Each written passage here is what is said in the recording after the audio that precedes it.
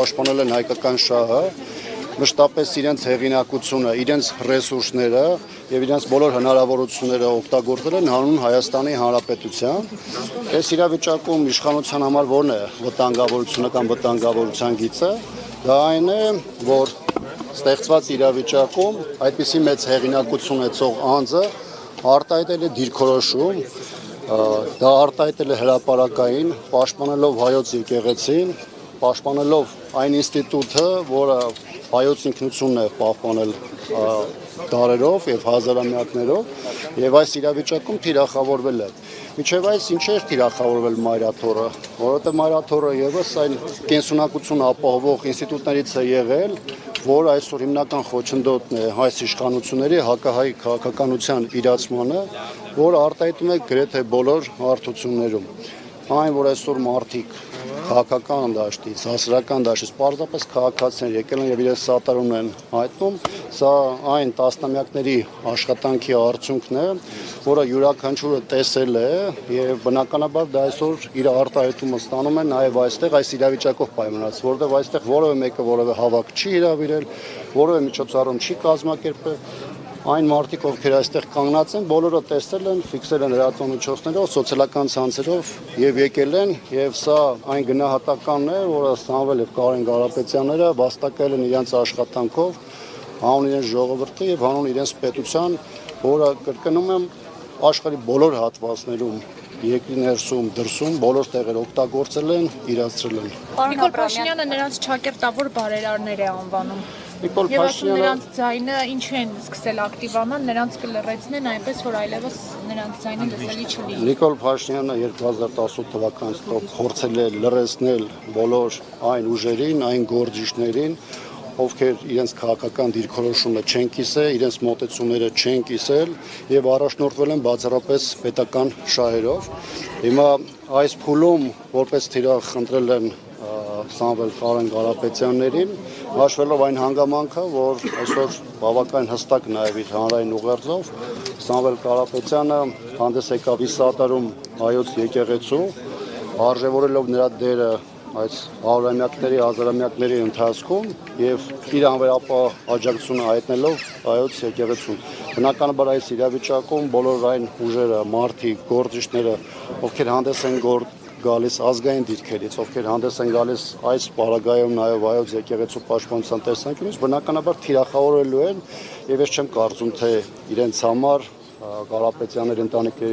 համար սա եղել է որևէ անսպասելի բան, իրենք գիտակցված են գնացել սրան, իմանալով որ կա դրված Հայաստանի խնդիրը, մեր պետականության խնդիրը եւ իրենք կանգնել են այդ պետականության պաշտպանության հիմնադրամի կշարունակվի, ովքեր աջակցություն են հայտնվում եկեղեցում, կհայտնվեն իրավապահների իրավունք։ Ոչ միայն եկեղեցու, այս 7 տարիների ընթացքում նաև դուք լրատվամիջոցների հարգելի գործընկերներ, դուք եք նաև ձեր լուսաբանումներով ֆիքսել այն ամենը, ինչ որ տեղի ունեն երկրում, իրավունքի խախտումներից մինչև տարբեր մարդկանց, գործիչների, հասարակական նաև գործիչների թիրախավորում, ես սա մեկ փուլով բաղկացած չէ, սա տարբեր հարթություններում, տարբեր շերտերով արտահայտված է եղել եւ ոչ առաջին անգամ, բայց այս դեպքում արտահայտվել է Նիկոլ Փաշինյանը մի քանի օր է գրառումներ չէր անում, բայց այսօր լայն թափով սկսեց եւ ավելի կոշտացրեց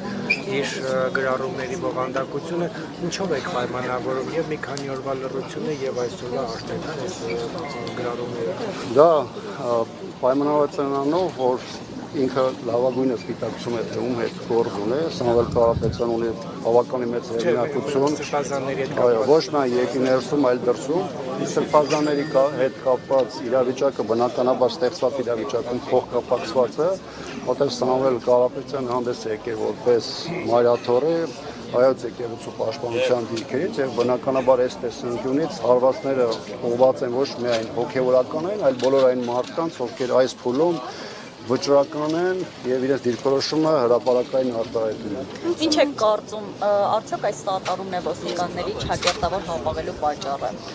Անկեղծ ասած չեմ կարող ասել, թե իրավապահների գործողությունը ինչով է պայմանավորված, բայց չեմ կարծում, որ իրենց համար որևէ անակնկալ բան է եղել, որովհետեւ իրանք լավ գիտեն, թե ինչպիսի հեղինակություն եւ դիրք ունի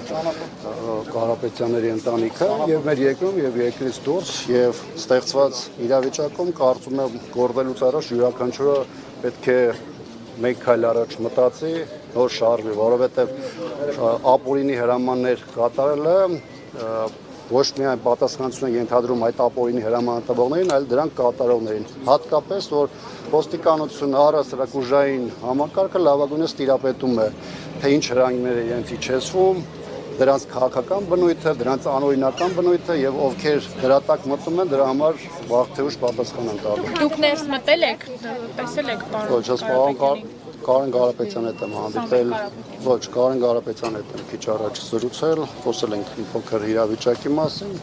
հետագայում երբ որ նա անհրաժեշտ համարի, կարծում եմ անհրաժեշտ բարձրաբանում է կտան։ Հնարավորություն չկա ներս մտնելու Դեռ չեմ հասել, ճիշտն ասած չեմ ճշտել։ Միջոցների մասին եք խոսում, հանդիպումներ ունեցել եք Սամվել Կարապետյանի մասին, խոսքով թե քաղաքական ուժերին չհաջողվի իրենց միջոցներով Չեմ խոսել, կարծում եմ թե գրակարիքն է հետագայում իրենք դրանք բարձրաբանում։ Շնորհակալություն։ Դուրս կանք էլի ժողովուրդ, այս մարդիկ կանք